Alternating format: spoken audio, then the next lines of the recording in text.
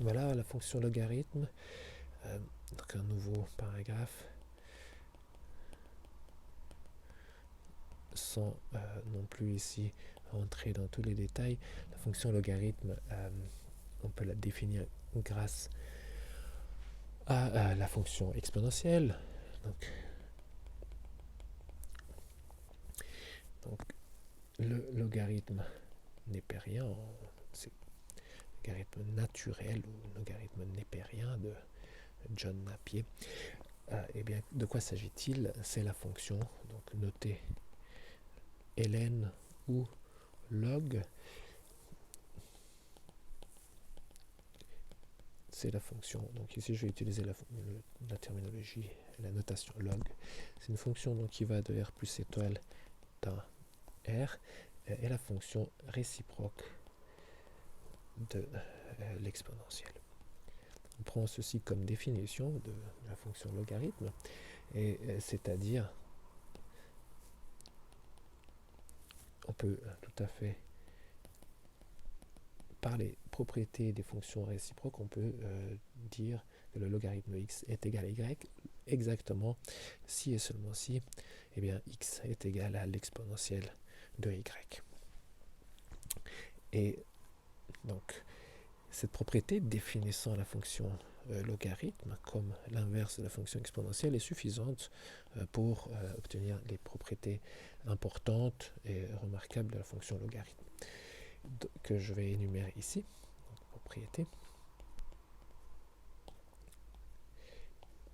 Et la première, c'est à chaque fois que l'on se donne des nombres réels positifs, donc là c'est important que les nombres réels soient positifs non nuls pour qu'on puisse les donner comme argument à la fonction logarithme.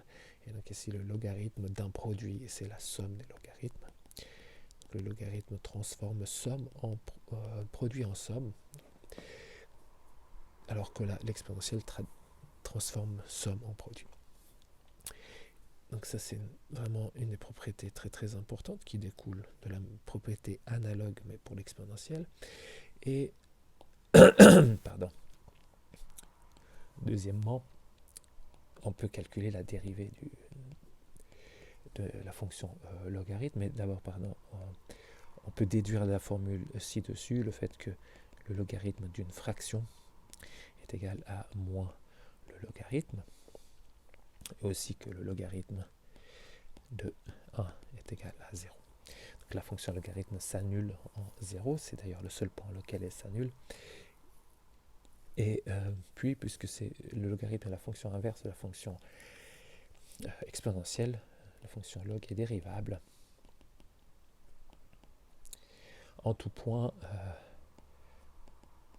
de son domaine de définition, donc tout x dans r plus étoile, et sa dérivée, donc log prime de x, eh bien c'est égal, d'après la formule de la dérivée d'un inverse, eh bien on doit mettre ici la dérivée de l'exponentielle, donc exponentielle prime, évaluée dans le logarithme de x.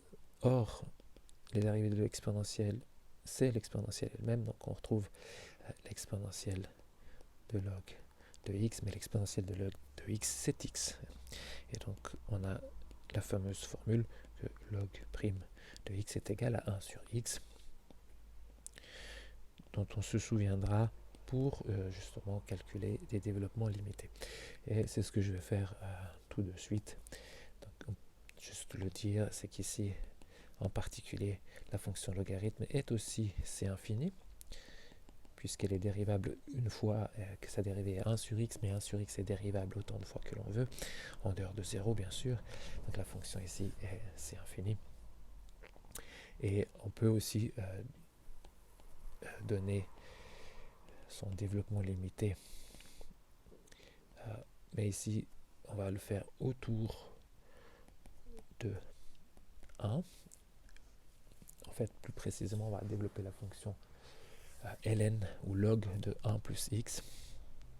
Donc ici est le dl autour de 1 de la fonction log de 1 plus x est le suivant. Donc,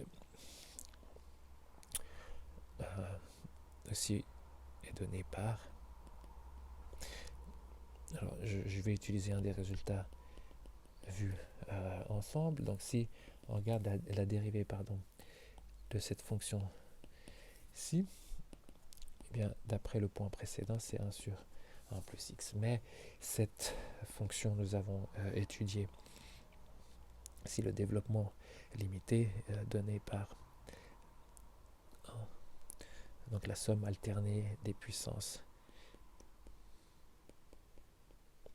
C'est la série géométrique. Et donc, si on veut donner le développement limité du logarithme de 1 plus x, il suffit d'intégrer, c'est-à-dire de prendre des primitives terme à terme. Donc, on trouve x moins x carré sur 2 plus x3 sur 3 moins x4 sur 4 et ainsi de suite avec des signes alternants. Donc ça, c'est une des formules importantes donc, du développement limité autour de 1 cette fois-ci. Donc il faut un tout petit peu juste se rendre compte qu'autour de 0, on ne peut pas développer 1 sur x, mais il faut développer 1 sur 1 plus x, pardon, c'est bel et bien autour de 0. Mais c'est autour de 0. Donc là, c'est le développement limité. Et c'est bel et bien autour de 0, puisque j'ai déplacé en fait la fonction pour qu'en 0 elle puisse être définie. Et encore peut-être une remarque sur les limites donc, de cette fonction. Donc, la limite lorsque x tend vers 0 par valeur positive, donc par la droite du logarithme de x, va être égale à moins l'infini, tandis que la limite de log x égale à plus l'infini si je me déplace dans la direction des positives. Puis on peut aussi donner la croissance, donc log est strictement croissante, plus concave. Et on le voit par ces dérivées première et seconde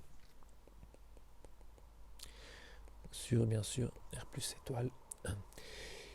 Et sixième point éventuellement pour dire que si le logarithme est une bijection, évidemment c'est la bijection inverse de la fonction exponentielle. Et des points remarquables sont que le logarithme de 1 c'est 0, et le logarithme de e est égal à 1, ou plus généralement le logarithme de e à la puissance k est égal à k pour tout nombre k, ce qui dit exactement que les fonctions logarithmes et exponentielles sont inverses l'une de l'autre.